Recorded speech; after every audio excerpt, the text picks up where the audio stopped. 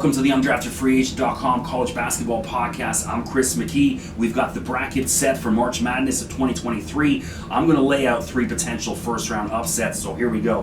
The first one I like in the East bracket, number 12 seed Oral Roberts taking down number 5 seed Duke. Every year we have a 12 take down a 5. Here's some of the reasons why I like it to be Oral Roberts this year. Well, first of all, the ACC is having a down year.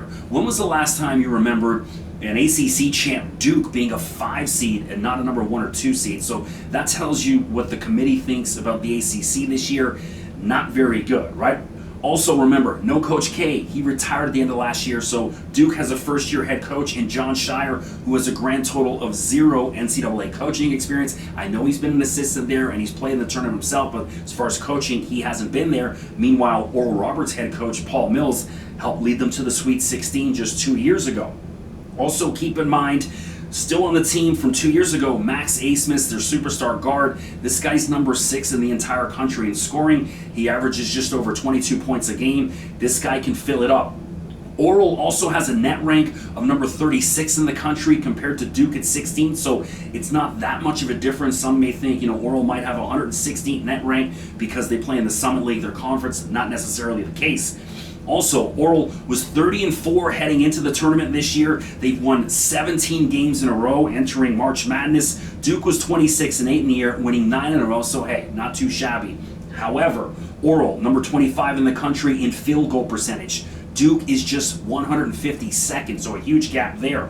Oral, number 43 in three-point field goal percentage. Duke, 214th.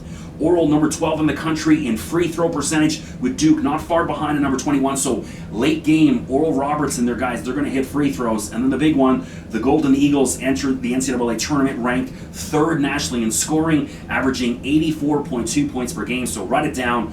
Down go the Dukies, courtesy of Oral Roberts and Max Asmus. Also in the East bracket, with number 14 Montana State beating number 3 Kansas State. So Kansas State is backing into the tournament. They've only won 5 of their past 10 games, so just playing .500 basketball.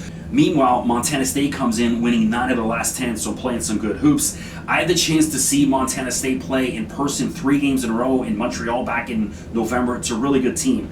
I really love their big man, Jabril Bello. He's a 6'9" senior forward. He also plays a lot bigger. This dude is a man. So, keep in mind, both these teams, not really good three-point shooting teams. Kansas State just number 184th in the country in three-point percentage, with Montana State 202. So the big man Bello is going to be key in this game. Neither team shoots the 3, so that ball is going to be pushed into the paint. Montana State has the edge in field goal percentage at number 48 in the country, with K-State just 136th. Montana State also a better free throw shooting team than K-State at number 37 in the country, so I expect a scrappy, maybe ugly game that Montana State squeaks out, so watch out for the Bobcats. And my final first-round upset I like is the winner of Mississippi State and Pittsburgh, who are going to be an 11 seed, versus number 6 Iowa State in the Midwest bracket. So Iowa State comes in having won just 3 of their past 10 games and 6 of their past 17. So once the calendar turned into 2023 post-Christmas, it's a bad basketball team. They're not really winning that many games. I know they play in the Big 12 and, they got a great net ranking, but they're not winning games. They're backing into the tournament, so you go with kind of who's hot. Also, some key stats on Iowa State. They are one of the worst free throw shooting teams in the NCAA, ranking 316th in the country. So if this gets late and close game, they can't hit free throws. Also, they're a poor three-point shooting team, ranking just 195th in the country. So I don't care whoever it is between Pitt and Mississippi State that gets through, they're going to beat Iowa State because they're not playing good basketball right now. Don't forget to follow me on Twitter at Mr. McKee and subscribe to UndraftedFreeAgent.com's college basketball podcast on Spotify, iTunes, wherever it is you listen to your podcast.